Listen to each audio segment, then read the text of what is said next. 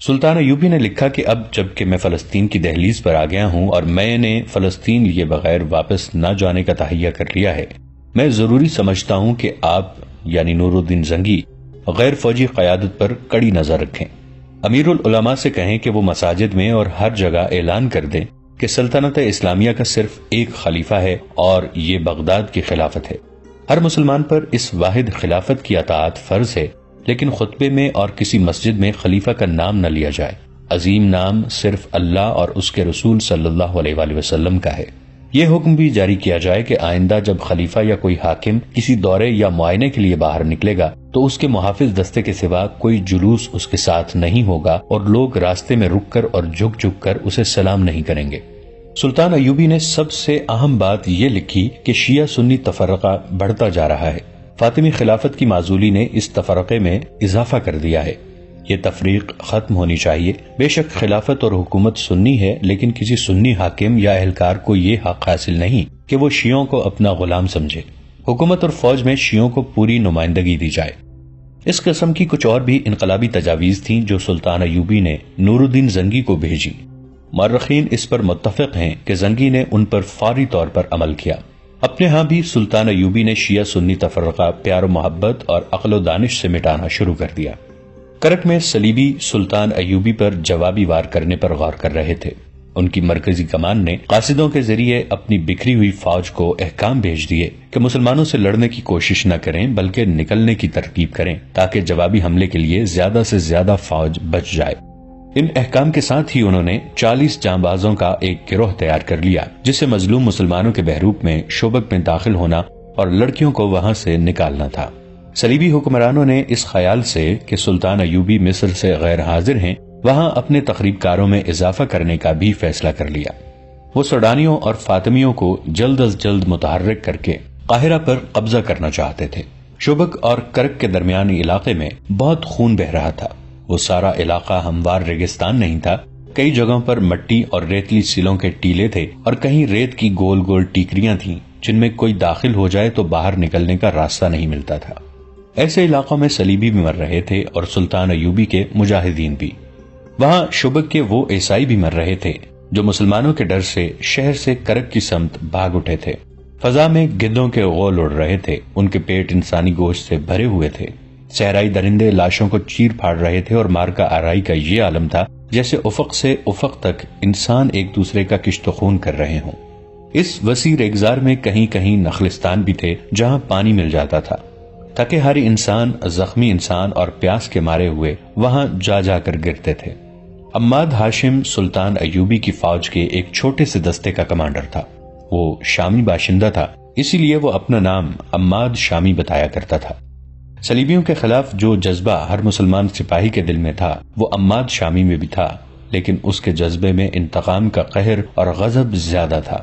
اس کے متعلق سب جانتے تھے کہ وہ یتیم ہے اور اس کا سگا عزیز رشتہ دار کوئی نہیں، لیکن اسے یہ یقین نہیں تھا کہ وہ یتیم ہے یا نہیں، کیونکہ اس کا باپ اس کی آنکھوں کے سامنے مرا نہیں تھا۔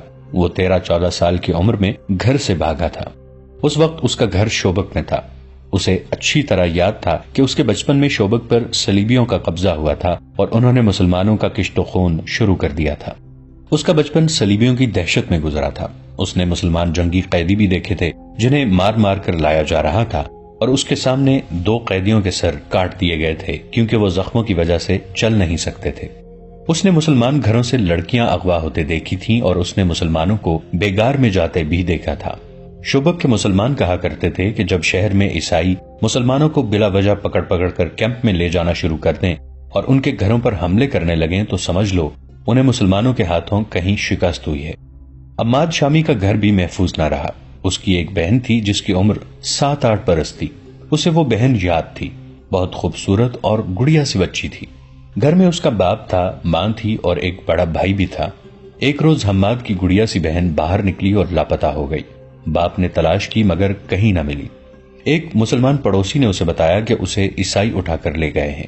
باپ شہر کے حاکم کے پاس فریاد لے کر گیا۔ جو ہی اس نے بتایا کہ وہ مسلمان ہے، حاکم اس پر برس پڑا اور اس پر الزام عائد کیا کہ وہ حکمران قوم پر اتنا گھٹیا الزام تھوپ رہا ہے۔ گھر آ کر باپ اور عماد کے بڑے بھائی نے عیسائیوں کے خلاف شور شرابہ کیا۔ اس کا نتیجہ یہ ہوا کہ رات کو ان کے گھر پر حملہ ہوا۔ حماد نے اپنی ماں اور بڑے بھائی کو قتل ہوتے دیکھا اور وہ باہر بھاگ گیا اور ایک مسلمان کے گھر جا چھپا۔ اس کے بعد وہ اپنے گھر نہیں گیا کیونکہ اس مسلمان نے ڈر سے اسے باہر نہ نکلنے دیا کہ عیسائی اسے بھی قتل کر دیں گے۔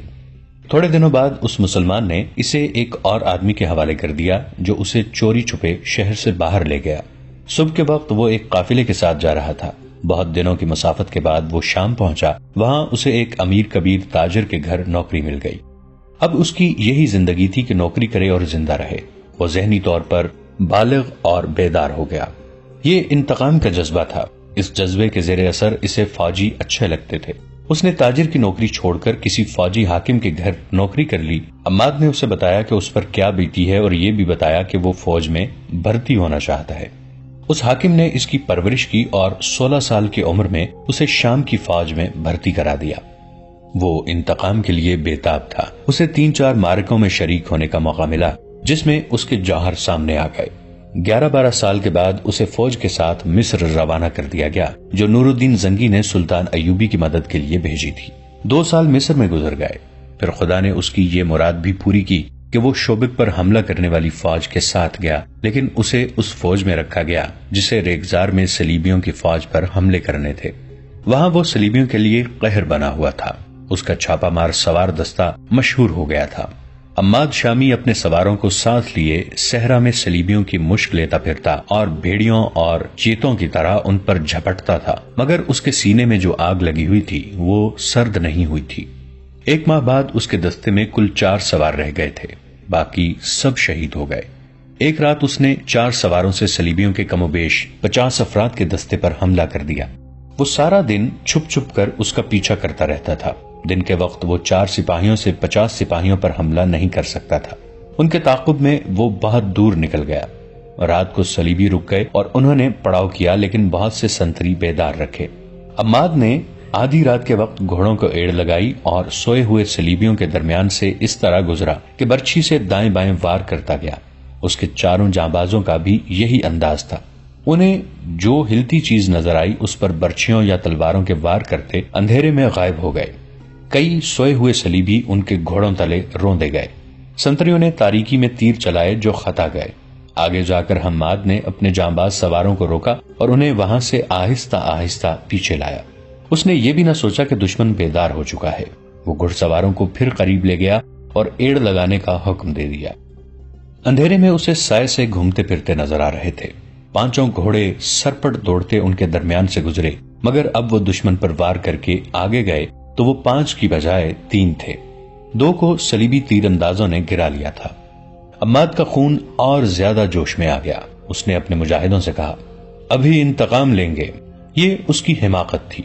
اس نے اپنے دونوں مجاہدوں کو موڑا اور صلیبیوں کے قریب آہستہ آہستہ آ کر حملے کا حکم دے دیا۔ اب تو گھوڑے بھی تھک گئے تھے اور دشمن پوری طرح بیدار ہو گیا تھا۔ اس حملے کا نتیجہ یہ ہوا کہ عماد اکیلا رہ گیا۔ اب کہ وہ دشمنوں میں سے نکلا تو اس کے ساتھ اپنے 2 ساتھیوں کی بجائے 2 صلیبی تھے جو اس کا تعاقب کر رہے تھے۔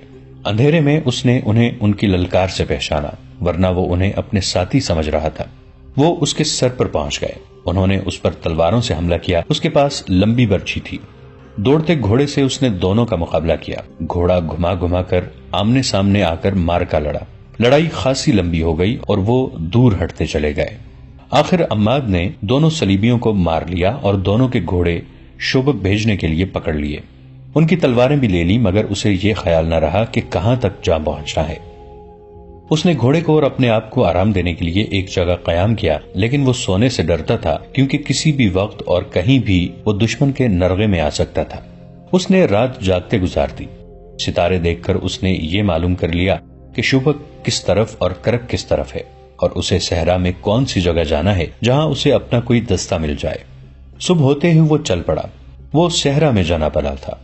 بھٹکنے کا کوئی خطرہ نہیں تھا۔ وہ تجربہ کار چھاپا مار تھا، خطرے کو دور سے سونگنے کی اہلیت رکھتا تھا۔ اسے دور دور صلیبی 4 یا 5 کی ٹولیوں میں جاتے نظر آئے۔ اگر اس کے پاس 2 فالتو گھوڑے نہ ہوتے تو کسی ٹولی پر حملہ کر دیتا۔ وہ بچتا بچاتا اپنی راہ چلتا گیا۔ راستے میں اسے کئی جگہ گھوڑوں اور اونٹوں کے مردار اور صلیبی سپاہیوں کی لاشیں پڑی نظر آئیں جنہیں گدھ اور لومڑیاں کھا رہی تھیں۔ ان میں اس کے ساتھیوں کی لاشیں بھی ہوں گی۔ وہ چلتا گیا اور سورج افق پر چلا گیا۔ آگے ٹیلوں کا علاقہ آ گیا جس میں راستے ہر چند قدم پر گھومتے تھے۔ یہاں ڈر تھا کہ صلیبیوں کی کوئی ٹولی رات کے لیے قیام کرے گی۔ وہ سورج غروب ہونے سے پہلے وہاں سے نکل جانا چاہتا تھا۔ یہ ڈر بھی تھا کہ کسی ٹیلے پر کوئی تیر انداز نہ بیٹھا ہو۔ وہ ہر طرف اوپر دیکھتا چلتا گیا۔ آگے راستہ دو ٹیلوں کے درمیان سے مڑتا تھا۔ وہاں سے وہ مڑا تو اچانک اسے کسی کے دوڑتے قدموں کی آہٹ سنائی دی۔ کوئی آدمی ساتھ والے ٹیلے کے پیچھے چھپ گیا تھا۔ اس نے گھوڑے کی باگ کو جھٹکا دیا اور ایڑ لگائی۔ تیز رفتاری سے وہ ٹیلے کے پیچھے گیا تو آگے راستہ ایک اور ٹیلے نے بند کر رکھا تھا۔ یہ ایک وسیع کھڈ بنی ہوئی تھی۔ عماد سے کوئی 20 قدم دور میلے کچیلے سے چوغے والا ایک آدمی ہاتھوں اور گھٹنوں کے بل ٹیلے پر چڑھنے کی کوشش کر رہا تھا۔ عماد کی طرف اس کی پیٹھ تھی۔ اس آدمی کا سر ڈھکا ہوا تھا۔ وہ آدمی نہتہ معلوم ہوتا تھا۔ عمار نے اسے للکارا مگر وہ ٹیلے پر چڑھنے کی کوشش کرتا رہا۔ ٹیلا مشکل قسم کا تھا۔ عماد آگے چلا گیا۔ اس آدمی نے ایک کوشش اور کی مگر کہیں ہاتھ پاؤں نہ جما سکا۔ وہ نڈال ہو چکا تھا۔ ٹیلے سے اس کی گرفت ڈھیلی ہو گئی اور وہ لڑکتا ہوا عماد کے گھوڑے کے قدموں میں آن پڑا۔ اس کے سر سے چغے کی اوڑھنی والا حصہ اتر گیا۔ عماد یہ دیکھ کر حیران رہ گیا کہ وہ ایک جوان لڑکی تھی اور خوبصورت اتنی جو اس نے پہلے کبھی نہیں دیکھی تھی۔ عماد گھوڑے سے اترا۔ لڑکی خوفزدہ تھی۔ اس کی رہی سہی قوت بھی خوف نے ختم کر دی۔ وہ اٹھ کر بیٹھ گئی۔ عماد نے اس سے پوچھا کہ وہ کون ہے۔ اس نے جواب دیا، پانی پلاؤ۔ عماد نے ایک گھوڑے سے پانی کی چھاگل کھول کر اسے دے دی۔ اس نے بےتابی سے پانی پیا اور اس کی آنکھیں بند ہونے لگی۔ عماد نے اسے کھانے کے لیے کچھ دیا۔ جو اس کے پیٹ میں گیا تو اس کے چہرے پر زندگی کے آثار نظر آنے لگے۔ عمار نے اسے کہا، مجھ سے ڈرو نہیں، بتاؤ تم کون ہو؟ شوبک سے اپنے خاندان کے ساتھ چلی تھی۔ اس نے تھکی ہاری زبان میں کہا، سب مارے گئے ہیں، میں اکیلی رہ گئی ہوں۔ مسلمانوں نے راستے میں حملہ کر دیا تھا۔ مجھے سچ کیوں نہیں بتا دیتی کہ تم کون ہو؟ عماد نے کہا، تم نے جو کچھ کہا ہے جھوٹ کہا ہے۔ جھوٹ ہی صحیح، اس نے خوفزدہ لہجے میں کہا، مجھ پر رحم کرو اور مجھے کرک تک پہنچا دو۔ شوبک تک؟ عماد نے کہا، میں تمہیں شوبک لے جا سکتا ہوں، کرک نہیں۔ تم دیکھ رہی ہو کہ میں مسلمان ہوں۔ میں راستے میں عیسائی فوج کے ہاتھوں مرنا نہیں چاہتا۔ پھر مجھے ایک گھوڑا دے دو۔ لڑکی نے کہا، میں لڑکی ہوں، اگر راستے میں کسی کے قبضے میں آ گئی تو جانتے ہو کہ میرا انجام کیا ہوگا۔ میں تمہیں گھوڑا بھی نہیں دے سکتا، تمہیں یہاں سے اکیلے روانہ بھی نہیں کر سکتا۔ عماد نے کہا، یہ میرا فرض ہے کہ تمہیں اپنے ساتھ شوبک لے جاؤں، اور وہاں مجھے کس کے حوالے کرو گے؟ اپنے حاکموں کے حوالے کروں گا، عماد نے کہا اور اسے تسلی دی۔ تمہارے ساتھ وہ سلوک نہیں ہوگا جس کا تمہیں ڈر ہے۔ لڑکی کرک جانے کی ضد کر رہی تھی۔ عماد نے اسے بتایا کہ انہیں حکم ملا ہے کہ شوبک کے کسی عیسائی باشندے کو وہاں سے بھاگنے نہ دیا جائے۔ اس کے علاوہ اس نے لڑکی کو خبردار کیا کہ وہ کرک تک پہنچ نہیں سکے گی۔ وہ چونکہ گوری رنگت کی خوبصورت لڑکی تھی، اس لیے لڑکی کو یہ ڈر تھا کہ یہ مسلمان فوجی اسے بے آبرو کرے گا۔ اس نے سوچا کہ کیوں نہ اس کے ساتھ آبرو کا ہی سودا کر کے اسے کہا جائے کہ وہ اسے گھوڑا دے دے۔ لڑکی نے اپنا رویہ بدل لیا اور عماد سے کہا، میں بہت تھکی ہوئی ہوں، آج رات یہیں قیام کیا جائے، صبح شوبک کو روانہ ہو جائیں گے۔ عماد بھی تھکا ہوا تھا، گھوڑوں کا بھی یہی حال تھا۔ وہ لڑکی کی بھی حالت دیکھ رہا تھا۔ اس نے وہیں رکنے کا فیصلہ کر لیا۔ اس سے پہلے لڑکی نے اسے غور سے نہیں دیکھا تھا۔ اس نے یہی دیکھا تھا کہ یہ بڑی ہوئی داڑھی والا مسلمان فوجی ہے جو جسم کی ساخت اور گرد سے اٹے ہوئے چہرے سے وحشی لگتا ہے۔ اس سے اسے رحم کی امید نہیں تھی۔ اب جبکہ اس نے کچھ اور ہی سوچ لیا تھا، اس نے عماد کو گہری نظروں سے دیکھا۔ اس وقت عماد بھی اسے گہری نظروں سے دیکھ رہا تھا اور سوچ رہا تھا کہ اس قدر حسین لڑکی کا اس صحرا میں اکیلے رہ جانا، جہاں صلیبی اور اسلامی سپاہی لمبے عرصے سے بھوکے بھیڑیوں کی طرح بھاگتے دوڑتے پھر رہے ہیں، اس کے لیے کتنا خطرناک ہے۔ اور یہ بھی ہو سکتا ہے کہ اس لڑکی پر سپاہی یا کماندار آپس میں ہی لڑ مرے۔ وہ خود بھی فرشتہ نہیں تھا۔ اس نے لڑکی کی آنکھوں میں جھانکا۔ اس وقت لڑکی اسے دیکھ رہی تھی۔ عماد نے کوشش کی کہ وہ لڑکی سے نظریں پھیر لے، مگر لڑکی کی آنکھوں نے اس کی آنکھوں کو گرفتار کر لیا۔ اس نے اپنے جسم کے اندر کوئی ایسا جذبہ محسوس کیا جو اس کے لیے اجنبی تھا۔ اس نے ایک بار نظریں جھکا لی، مگر آنکھیں اپنے آپ پھر اوپر کو اٹھ گئیں اور وہ بے چین سا ہونے لگا۔ لڑکی کے ہونٹوں پر ہلکی سی مسکراہٹ آ گئی۔ عماد نے آہستہ سے کہا، تم شاید کنواری ہو؟ ہاں، لڑکی نے جواب دیا اور ذرا سا بھی سوچے بغیر کہہ دیا، میرا دنیا میں کوئی نہیں رہا، اگر میرے ساتھ کرک چلو گے تو میں تمہارے ساتھ شادی کر لوں گی۔ عماد بیدار سا ہو گیا۔ اس نے کہا، پھر تم مجھے کہو گی کہ اپنا مذہب تبدیل کر لو، جو میں نہیں کر سکوں گا۔ تم شوبک چل کر میرے ساتھ شادی کرو اور مسلمان ہو جاؤ۔ مجھے ہر حال کرک جانا ہے، لڑکی نے کہا۔ اگر میرے ساتھ وہاں تک چلو گے تو تمہاری دنیا بدل جائے گی۔ لڑکی نے سودا بازی شروع کر دی تھی، لیکن عماد کچھ اور ہی سوچ رہا تھا۔ یہ سوچ ایسی تھی جسے وہ سمجھ ہی نہیں سکتا تھا۔ وہ بار بار لڑکی کے چہرے، اس کے ریشمی بالوں اور آنکھوں کو دیکھتا اور سر جھکا کر سوچ میں کھو جاتا تھا۔ لڑکی کی جیسے وہ کوئی بات سن ہی نہیں رہا تھا۔ تھوڑی دیر بعد لڑکی کا چہرہ گہری شام کی تاریکی میں چھپ گیا۔ اس نے گھوڑے کے ساتھ بندھے ہوئے تھیلے میں سے کھانے کی 2-3 چیزیں نکالی، لڑکی کو دیں اور خود بھی کھائیں۔ اس کا جسم اس قدر نڈھال تھا کہ جو ہی لیٹا اس کی آنکھ لگ گئی۔ آدھی رات کے بہت بعد لڑکی نے کروٹ بدلی اور اس کی آنکھ کھل گئی۔ اس نے عماد کو دیکھا، وہ خراٹے لے رہا تھا۔ ان سے چند قدم دور گھوڑے کھڑے تھے۔ رات کے پچھلے پہر کا چاند ٹیلوں کے اوپر آ گیا تھا۔ صحرائی چاندنی آئینے کی طرح شفاف تھی۔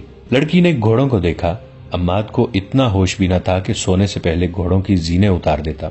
لڑکی نے گھوڑے تیار دیکھے، عماد کو گہری نیند سوئے دیکھا اور یہ بھی محسوس کیا کہ پیٹ میں خوراک اور پانی جانے سے اس کا جسم تر و تازہ ہو گیا ہے، تو اس نے اپنے چوغے کے اندر ہاتھ ڈالا۔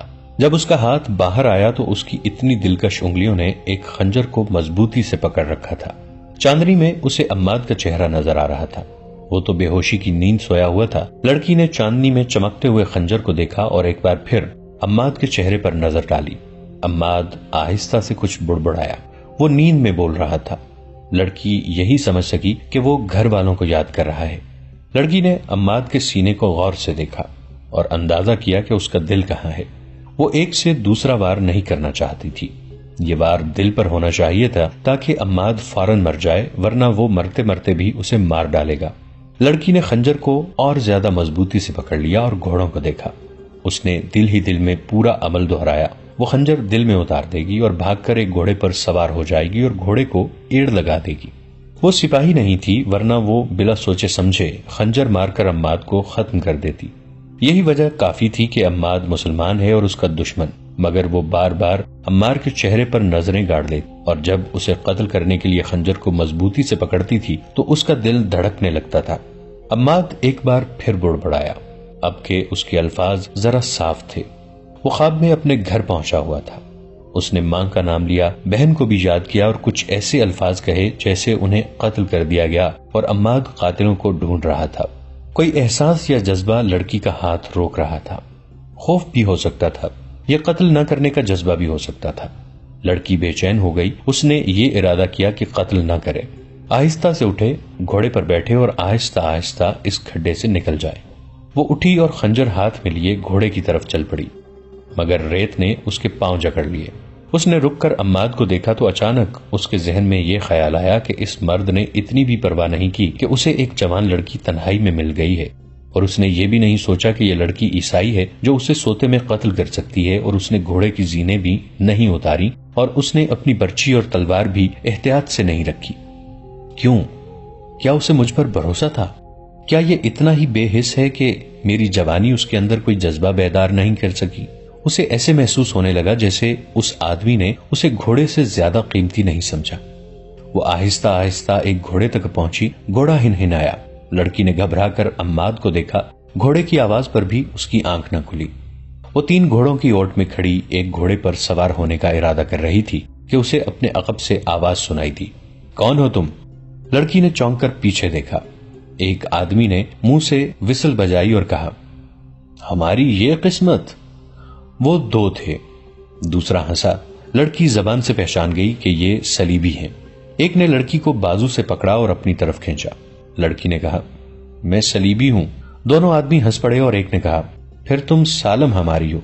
آؤ ذرا ٹھہرو اور میری بات سنو۔ اس نے کہا، میں شوبک سے فرار ہو کر آئی ہوں۔ میرا نام ایونا ہے۔ میں جاسوسی کی شعبے کی ہوں، کرک جا رہی ہوں۔ وہ دیکھو ایک مسلمان سپاہی سویا ہوا ہے، اس نے مجھے پکڑ لیا تھا، میں اسے سوتا چھوڑ کر بھاگ رہی ہوں، میری مدد کرو، یہ گھوڑے سنبھالو اور مجھے کرک پہنچاؤ۔ اس نے انہیں اچھی طرح سمجھایا کہ وہ صلیبی فوج کے لیے کتنی قیمتی اور کارآمد لڑکی ہے۔ ایک صلیبی نے اسے وحشیوں کی طرح بازوں میں جکڑ لیا اور کہا، جہاں کہو گی پہنچا دیں گے۔ دوسرے نے ایک بیہودہ بات کر دی اور دونوں اسے ایک طرف کو دھکیلنے لگے۔ دوستو آج کے لیے اتنا ہی. اسی کہانی کی اگلی قسط کے ساتھ بہت جلد حاضر ہوں گے. نیچے کامنٹ سیکشن میں اپنی رائے کا اظہار ضرور کیجیے گا. ہمارے اس چینل کو سبسکرائب کر کے نیچے موجود بیل آئیکن کو بھی ضرور کلک کیجیے گا. اگلی ملاقات تک کے لیے ہمارا اور آپ کا اللہ نگہبان.